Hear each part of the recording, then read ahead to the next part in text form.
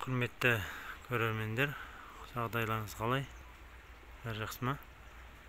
Бүгінгі айтайын деп жатқан тақырыбымыз биогумустың бау-бақшадағы өсіп тұрған жеміс-жидек ағаштарына пайдасы.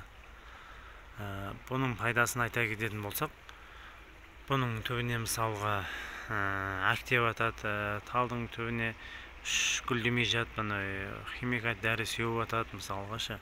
Соны қарап тұрсақ, оның бәрі шығынға келеді. Мысалға, оны қанша уақыт сайын сеуіп тұру керек, оны қанша сатып аласың, оның өзіңе де зиян болады мысалға ше.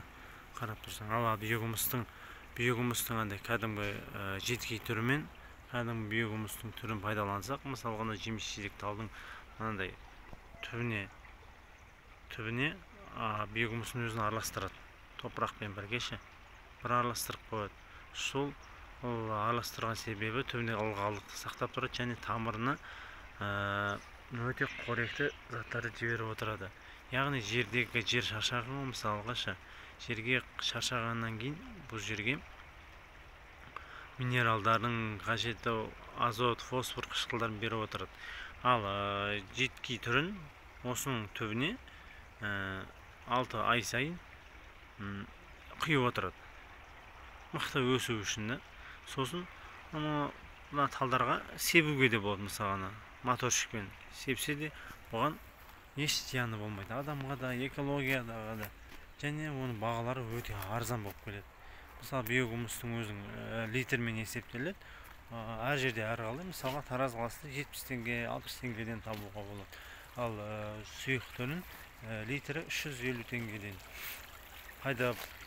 пайдалануға болады. Бір пайдаланғаннан кейін сіз оның 1 литрін 10 литр суға араластырып себе бересіздер мысалға. Сол сияқты оны әртүрлі жеміс-жидектерге қолдана керек. Любой түріне. Огурец өсетін не бар? Картошкаңыз бар, помидорыңыз бар, көшетте егілетін талдарыңыз бар. Солар бәріне пайдалана беруге болады мысалға. Малинаға да мысалға. В общем, огурцқа керек нәрсе бәрі пайдалануға болады ғой. Тек қана байқап істеп көру керек та, соның бәрінше. Былайша айтқанда. Рахмет, Алла разы болсын. Ауыз ашатын уақыт болып қалып еді. Келесі видеода қажетті ақпаратты жеткізуге тырысамыз. Қош сау болыңыздар.